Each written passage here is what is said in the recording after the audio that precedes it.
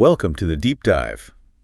Ever find yourself, trying to describe someone and the words just don't quite fit? Oh, definitely. Like you're chatting with friends or maybe trying to understand a colleague or even prepping for an interview. Knowing how to talk about personality in English is super useful. It really is. And it's more than just listing adjectives, right? It's about getting the nuances, using language that really captures who someone is. That's sort of our focus today. Exactly. So our mission for this deep dive is basically to give you some really good vocabulary, some useful expressions so you feel, confident talking about personality. Yeah, get beyond just nice or bad. Right. We've been digging into some excerpts from an English learning podcast episode to pull out the best bits for you. And we've got a bit of a plan. We'll look at positive traits first, the good stuff, then traits that are kind of neutral, depend on the situation. Okay. Then the ones that are generally, negative. And we'll sprinkle in some cool idioms native speakers use. Oh, idioms are always good. Definitely. And we'll wrap up by looking at how this all sounds in like a real conversation. Perfect. Okay, let's jump right in then. Positive character traits, the qualities we generally like in people. These are kind of the bedrock of good relationships, yeah. Totally. I mean, think about the people you actually like being around. What is it about them? Good question. Well, first up, the source mentioned kind-hearted.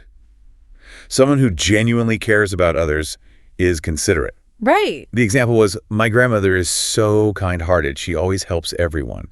That gives you a nice warm feeling, doesn't it? It really does. And it shows it's active, Not just feeling kind, but doing kind things, helping people. Good point.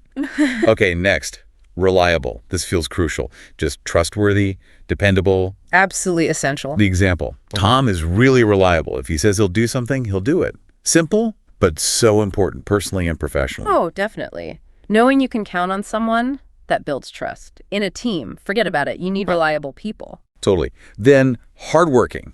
Pretty obvious, this one. Someone who puts in a lot of effort. Yeah, like the example, she's the most hardworking student in our class. Right. We all know someone like that, right? Puts the hours in, for sure. And that effort, that dedication, it usually pays off. Plus, it can kind of inspire others around them, too. It's about showing up and doing the work. Okay, next positive one is patient. Someone who doesn't get easily annoyed or, angry. Oh, a virtue. Definitely. The example, he's really patient with children. That requires some serious inner calm, I think. It does. It's about managing your own emotions, understanding where the other person or child is coming from. Super valuable skill. And the last one on our positive list for now is creative. Good at thinking up new ideas, new ways of doing things. Yeah. Innovative. The example was, she's very creative. Her designs are amazing. That could be in art or business or, anywhere, really. Exactly. Creativity drives so much, New solutions, fresh perspectives. It's about thinking outside the box. Now, the source material had a little practice bit here. It suggested saying some examples out loud, like, he's very kind-hearted. Or she's extremely reliable. My colleague is hardworking and creative. Why don't you try saying those now? Just get a feel for the words. Yeah, say them aloud. And then building on that, the next step was to think of someone you know who fits one of these descriptions. Right. Take a second. Who comes to mind? Is it kind-hearted? Reliable? Creative? Just connect the word to a real person. Makes it stick better. Okay, great. Let's shift gears slightly. Now we're talking about traits that aren't always, clearly good or bad. It really depends. Yeah, the context is key. Something useful in one situation might be less helpful in another. These are the neutral or maybe mixed traits. First one, stubborn. Someone who doesn't easily change their mind. Yeah. Example, my dad is really stubborn. Once he decides something, that's it. Now, is that good or bad? Could be either. Right? Exactly. It could be determination, sticking to your guns. That can be admired. But it could also be inflexibility. Refusing to listen even when maybe you should. That's the downside. Right. Okay, next one. Quiet. The source made a good point here. Quiet isn't automatically negative. No, definitely not. Someone might be shy, sure, but they might just be thoughtful, introverted, processing things. Exactly. The example was, she's quite quiet in class, but really smart. Maybe being quiet helps her focus, Could be. We shouldn't just assume quiet means uninterested or not smart. Often the quiet ones are taking it all in. Precisely. They're processing internally. Okay, third one in this category, funny seems positive, right? But the source pointed out a couple of meanings. Yeah, this one's interesting. It can mean humorous, tells good jokes. He's funny, always cracking jokes. That's usually good. Usually, yeah. Lightens the mood. But funny can also mean odd, strange. Like, that guy's a bit funny. I'm not quite sure what to make of him. Right. Totally different vibe. Your tone of voice and the context tell you which funny it is. Funny haha or funny peculiar. Good distinction. Now, tied into this section, the source had an expression of the day. She's a bit of an introvert. Ah, very useful phrase. Common, too. Yeah, it describes someone generally quiet, maybe reserved, doesn't love big crowds or parties, prefers smaller groups or alone time. Right. And it's often seen as more descriptive than just shy. It's about where you get your energy from, Introverts often recharge by being alone, while extroverts get energy from being with people. That makes sense. So try using that. Think of someone, maybe even yourself. He's a bit of an introvert. Or I guess I'm kind of an introvert. See how it feels. All right. Now, the less comfortable territory. Traits generally seen as negative, the ones we hope people don't use for us. Yeah, these are ones that can cause problems, create friction. Good to be aware of them, though, in ourselves and others. First one is rude. Simple enough, not polite. Pretty clear cut, yeah. Example, the waiter was so rude. Nobody enjoys that. No. It just shows a lack of consideration for other people's feelings, basically. Can be words, actions, just dismissive. Definitely. Next, lazy. Doesn't like to work, avoids effort. The example. My brother is so lazy, he never helps around the house. I bet that rings a bell for some people. Probably. Laziness really holds things back, doesn't it? Creates unfairness if you're sharing tasks or working in a team. Lack of motivation, maybe? Yeah. Okay, then, arrogant. No. Thinks they're better than everyone else. More important. Ooh, tricky one. Confidence is good, but this is too much. Right. The example was, he's clever, but he's arrogant about it. That but just cancels out the cleverness almost. It really does. Arrogance is about looking down on people. It's not attractive, even if you are clever. True. Okay, next. Jealous. Getting upset or resentful when others do well or have something you want. Yeah, envy, resentment, not nice feelings. Example. She's jealous of her sister's success. Often comes from insecurity, right? Often, yeah. It's focusing on what you think you lack. Instead of maybe being happy for the other person or focusing on your own path. Can be quite destructive, that feeling. And the last one in this negative list, impulsive. Acting without thinking things through properly. Jumping in without looking. Yeah. Example, he's impulsive, always making big decisions without thinking them through. That can lead to trouble, surely. For sure. Mistakes happen, bad consequences. A little spontaneity is fine, maybe even fun, but always acting on impulse with big stuff. Risky. Definitely risky. Okay, so the source then had another little prompt for practice. Can you think of a character in a film who is arrogant or impulsive? Ah, good one. Applying it to fiction. Yeah. Describe them in a full sentence. So, take a moment now, listening. Any movie characters jump out as clearly arrogant or super impulsive. How would you describe them using those words? It's actually a really good way to practice. Makes it less personal, maybe easier to pin down the trait when you see it in a character. Okay, so we've done positive, neutral-ish, and negative traits. Now for the fun stuff, idioms and expressions. These add real color, don't they? They really do.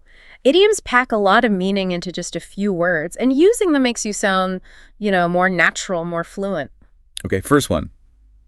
A people person. Yeah. Someone who just loves being around others, good with people. Yeah, sociable, outgoing. The example. He's a real people person, always at the center of a group. Yeah. We all know someone like that, the life of the party type. Definitely. They thrive in social settings, make connections easily. Next idiom. A control freak. Yeah. This is someone who needs to control everything. Uh-oh. Example. She's such a control freak, even on holiday. Might make relaxing a bit hard. You think? Yeah, it suggests someone who gets anxious if things aren't exactly how they planned or want them. Needs to be in charge. Right. Third one. A cold fish. Yeah. Describe someone who doesn't show much emotion, seems a bit aloof or unfriendly. Yeah, emotionally reserved. Example. He's a bit of a cold fish. You never know what he's thinking. Maybe a bit hard to read. Exactly. Doesn't mean they're unkind, necessarily, just. They keep their cards close to their chest. Not very expressive emotionally. Gotcha. And the last idiom for now. A go-getter. Someone ambitious, works hard, makes things happen. Proactive, driven. Example. She's a go-getter. She always gets what she wants. Sounds pretty determined. It does. Suggests energy, focus, pursuing goals with enthusiasm, someone who takes initiative. So the source suggested saying these out loud too, like, he's a real people person. Or, my boss is a bit of a control freak. Hopefully not too loudly if they're nearby. Huh. Good point. Give those a try. Yeah. And then maybe pause and think. Which of these idioms might describe you? Or someone you know well? That's a good self-reflection bit. Helps understand the idiom and maybe learn something about yourself or how others see you. Okay, now let's put some of this together. How might these words actually pop up in a normal conversation? We've got a little sample dialogue here. Two people talking about someone named Sarah. Yeah, this is great for seeing it all in action. How the words flow together naturally. Okay, here's the dialogue. What do you think of Sarah? B. Oh, I really like her. She's so creative and kind-hearted. A? Yeah, and she's very reliable. You can always count on her. B. I agree. Sometimes she can be a bit stubborn, though. A? True, but that's because she believes in herself. I like that. B. Same here. She's definitely a go-getter. See how they mix it up? Positive ones like creative, kind-hearted, reliable, but also that more nuanced one, stubborn. And they even reframe it slightly positively. Exactly. They acknowledge the stubbornness, but link it to self-belief, which adds depth. And they finish with that idiom, go-getter. It gives you a pretty rounded picture of Sarah. It does. So the source then suggested you, the listener, pause again. Try describing someone you know using maybe 2 or 3 traits from our whole discussion. Yeah, another chance to actively use the vocabulary. Pick someone, pick a few words we've covered. How would you describe them? Don't stress about perfection. Just give it a go. The practice is the key thing. Okay, so we've loaded you up with a bunch of words and phrases for describing character. The big question now is, how do you make this stuff stick? How do you actually use it? Right, because just hearing it isn't enough. You got to engage with it actively, put it into practice. So the source had a few practical tips. First, try describing your actual friends or family using, say, 3 of the traits we talked about today. Yeah, make it real. Think about your sister, your best friend, your boss. Which words fit? Why? It helps embed the meaning. Second tip, try to actually use one of the idioms we learned, maybe in a little paragraph you write, or even just slip it into conversation if it fits. Be comfortable with them. See how they feel coming out of your mouth or in your writing. And third, maybe record yourself speaking, just 3 to 5 sentences about someone's character. Ooh, that's a good one. Great for checking your pronunciation, your fluency. Plus, hearing yourself back, you notice things. Helps you refine how you sound. The source gave a nice example too. My best friend is really loyal and easygoing. She's also a bit impulsive, but that makes life fun. See? A mix. Loyal, easygoing, positive. Impulsive may be mixed, but framed as fun. It sounds real, relatable. Yeah, nobody's just one thing, are they? It's the combination that makes people interesting. Exactly. All right. Ready for a super quick quiz, just to check what's sunk in from this deep dive? Let's do it. A little self-check is always good. See what's stuck. Okay, I'll give you a short description. You tell me the best character trait. Ready. He never does what he says he'll do. Is that mainly A, lazy, or B, unreliable? Could be both, but the description focuses on not following through on promises. So I'd say B, unreliable, is the most direct fit. Got it. Unreliable it is. Okay, next. She's always laughing and telling jokes. Is that A, funny, or B, cheerful? Again, probably both, but telling jokes specifically points to A, funny. Cheerful is more a general mood, maybe. Funny fits the action described. Makes sense. Okay, next. He thinks he's better than everyone. This one's pretty straightforward. Oh yeah, that's arrogant. Definitely arrogant. Yep. And last one. She helps people even when she's really tired. Is she A, kind-hearted, or B, patient? Helping others even when it's difficult for her. That screams A, kind-hearted to me. Real care for others. Excellent. If you got those right at home, fantastic. You've clearly been tuning in. And hey, if you stumbled on one or two, no worries. It just shows maybe which words to look at again. Learning's a journey. Absolutely. So that pretty much wraps up our deep dive into describing character in English. We've covered quite a bit, positive traits, negative ones, those tricky neutral ones. Plus those colorful idioms and how it all sounds in a real chat. Yeah. Hopefully you feel a bit more equipped now, more confident to talk about people, whether it's friends, colleagues, or even yourself. And the main thing really is to use this stuff. Don't just let the words sit there. Try them out. Connect them to real people, real situations. That's how vocabulary truly becomes yours. Totally agree. And with that in mind, we have one final challenge for you before we sign off. Ooh, okay. We'd love for you to record just for yourself, maybe a 30-second voice note. Describe someone you admire. Nice. And try to use at least, say, 3 new words or expressions you picked up today. Could be anyone, a teacher, friend, celebrity, family member. That's a brilliant exercise. It forces you to recall the words and apply them in a meaningful context. Great way to make them stick. Exactly. Well, thanks so much for joining us for this deep dive. Yeah, it's been fun exploring this. Stay kind, stay curious, and keep learning. We'll catch you next time.